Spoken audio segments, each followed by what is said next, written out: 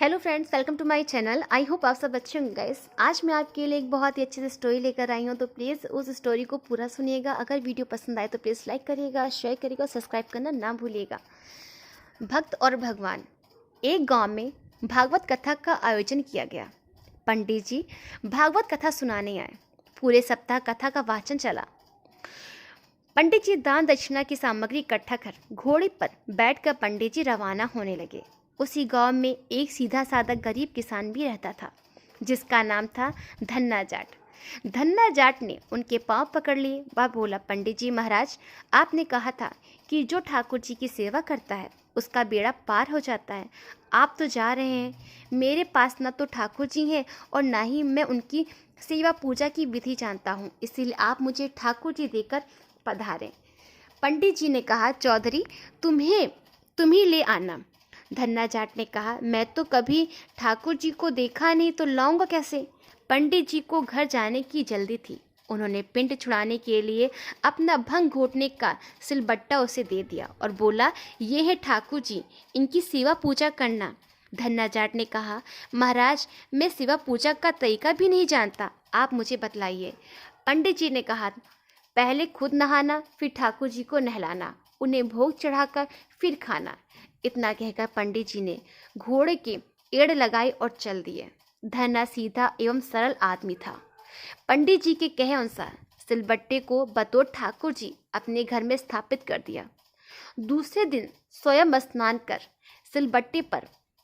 सिलबट्टे रूप ठाकुर जी को नहलाया। विधवा माँ का एक बेटा था। खेती भी ज़्यादा नहीं थी, इसीलिए भोग में उसने अपने हिस्से का बाजरे की रोटी और मिर्च की चटनी रख दी। ठाकुर जी से धन्ना ने कहा, पहले आप भोग लगाओ, फिर मैं खाऊंगा। जब ठाकुर जी ने भोग नहीं लगाया तो वह बोला, पंडित जी तो धनवान थे, खीर पूड़ी एवं मोहन भोग लगाते थे। मैं तो गरीब जाट का बेटा हूँ, इसीलिए मेरी रोटी चटनी का भोग आप कैसे लगाएंगे। पर आप साफ साफ सुन लो, मेरे पास तो यही है। खीर पूड़ी मेरे बस की नहीं है। ठाकुर जी ने भोग नहीं लगाया तो धन्ना भी सारा दिन भूखा रहा। इसी तरह वह रोज एक बाजरे की रोटी और मिर्च की चटनी रख देता एवं भोग लगाने की प्रार्थना करता। ठाकुर जी थे जो पसीजी नहीं रहे थे। यह क्रम निरंतर 6 दिन तक चलता रहा। छठे दिन धन्ना बोला, ठाकुर जी, चटनी रोटी खाते क्यों नहीं, शर्म आती है। आप कहो तो मैं आंखें मूंद लूं, फिर खा लो। ठाकुर जी ने फिर भी भोग नहीं लगाया। धन्ना भी भूखा प्यासा था। 7वें दिन धन्ना जट बुद्धि पर उतर आया। फूट फूट कर रोने लगा एवं कहने लगा कि सुना था आप दीन दयालु हो, पर आप भी गरीब की कहाँ सुनते हो। मेरा रखा हुआ यह चटनी रोटी खाते क्यों नहीं हो। अब मुझे भी नहीं जीना। इतना कहकर उसने सिलबट्टा उठाया और सिर फोड़ने को तैयार हुआ। अचानक सिलबट्टे से एक प्रकाश पुंज प्रकट हुआ एवं धन्ना का हाथ पकड़ के कहा, देख धन्ना, मैं तेरी चटनी रोटी खा रहा हूँ। ठाकुर जी बाजरे की रोटी और मिर्च की चटनी बड़े मजे से खा रहे थे। जब आधी रोटी खत्म हुई तो धन्ना बोला, क्या ठाकुर जी, मेरा पूरी रोटी खा जाओगे।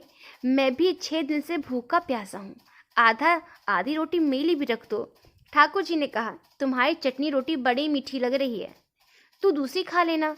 धन्ना ने कहा, प्रभु, माँ मुझे एक ही रोटी देती है, यदि मैं दूसरी लाऊंगा तो माँ मेरी भूखी रह जाएगी। प्रभु ने कहा, फिर ज़्यादा क्यों नहीं बनाता। धन्ना ने कहा, खेत छोटा सा है और मैं अकेला। ठाकुर जी ने कहा, और खेत जोत ले। धन्ना बोला, प्रभु, मेरे पास बैल थोड़े ही हैं, मैं तो खुद जोतता हूँ। ठाकुर जी ने कहा, नौकर रख ले। धन्ना ने कहा, प्रभु, आप तो मेरी मजाक मत उड़ाओ। नौकर रखने की हैसियत हो तो 2 वक्त रोटी ना खा लूं। हम माँ बेटे। इस पर ठाकुर जी ने कहा, चिंता मत कर, मैं तेरी सहायता करूँगा। कहते हैं तब से ठाकुर जी ने धन्ना का साथी बनकर उसकी सहायता करनी शुरू कर दी। धन्ना के साथ खेत में काम काज कर उसे अच्छी जमीन एवं बैलों की जोड़ी दिलवा दी। कुछ अरसे बाद घर में गाय भी आ गई और मकान पक्का बन गया। सवारी के लिए घोड़ा आ गया। धन्ना एक अच्छा खास जमींदार बन गया। कई साल बाद पंडित जी पुनः धन्ना के गांव भगवान कथा कहने आए। धन्ना भी उनके दर्शन को गया। प्रणाम कर बोला, पंडित जी, आप जो ठाकुर जी देखकर गए थे वे 6 दिन तो भूखे प्यासे रहे एवं मुझे भी भूखा प्यासा रखा।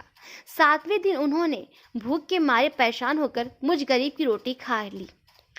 इनकी इतनी कृपा है कि खेत में मेरे साथ कंधे से कंधा मिलाकर हर काम में मदद कराते हैं।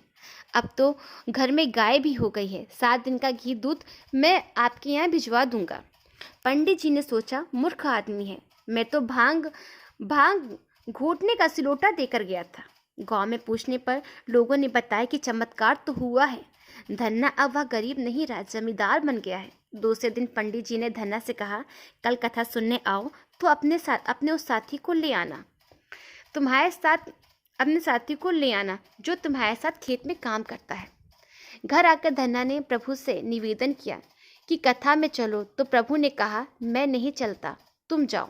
धन्ना बोला, तब क्या उन पंडित को आपसे मिलाने घर ले आऊं? प्रभु ने कहा, बिल्कुल नहीं, मैं झूठी कथा कहने वालों से नहीं मिलता। जो मुझसे सच्चा प्रेम करता है और जो अपना काम मेरी पूजा समझकर करता है, मैं उसी के साथ रहता हूँ। सत्य ही कहा गया है ना कि भक्त के वश में है भगवान। भगवान ने उस जाट को जो गरीब था उसके साथ रहकर उसकी सारी समस्या को ख़त्म किया, और जो ढोंगी पंडित था जो कथा कहता था वो एक ढोंग था।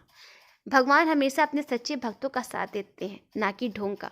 तो भगवान की कथा कहते रहिए और उनका गुणगान करते रहिए। भगवान बहुत दयालु हैं, सब पर कृपा करेंगे, आप पे भी कृपा करेंगे। जय हनुमान, जय श्री राम।